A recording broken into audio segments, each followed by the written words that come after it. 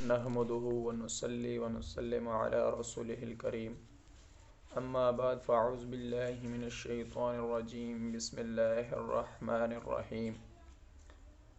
آج آپ حضرات کے سامنے باجماعت نماز ادا کرنے پر حدیث کے اندر جو فضیلت آئی ہے اس کے متعلق ایک حدیث بیان کر کے اجازت چاہوں گا۔ عن انس بن مالک رضی اللہ تعالی عنہ قال قال رسول اللہ صلی اللہ علیہ وسلم من صلی للہ 40 یوما فی جماعت یدرک التکبیرۃ الاولی کتب له براءتان براءۃ من النار وبراءۃ من النفاق۔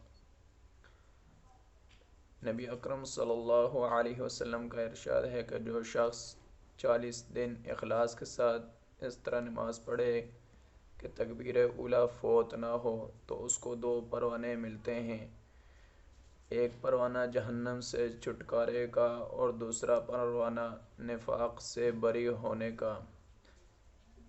یعنی جو 40 دن اخلاص سے نماز پڑھے کہ شروع سے امام کے ساتھ شریک ہو اور نماز شروع کرنے کی تکبیر جب امام کہے تو اسی وقت یہ بھی نماز میں شریک ہو جائے تو وہ شخص نہ جہنم میں داخل ہوگا نہ منافقوں میں داخل ہوگا۔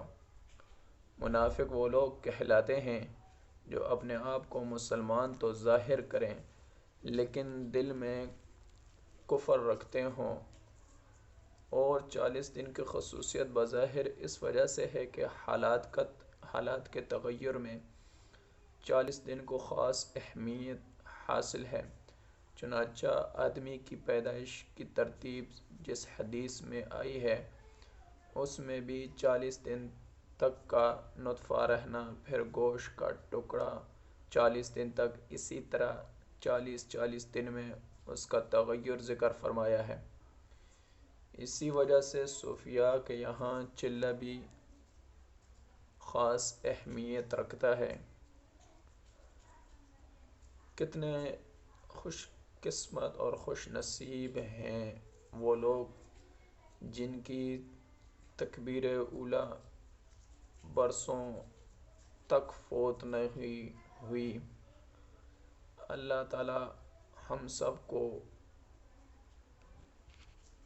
باجماعت نماز پڑھنے کی توفیق عطا فرمائے، اور جو کچھ کہا سنا سب سے پہلے مجھے اور بعد میں آپ حضرات کو عمل کرنے کی توفیق عطا فرمائے۔ وما علینا الا البلاغ المبین۔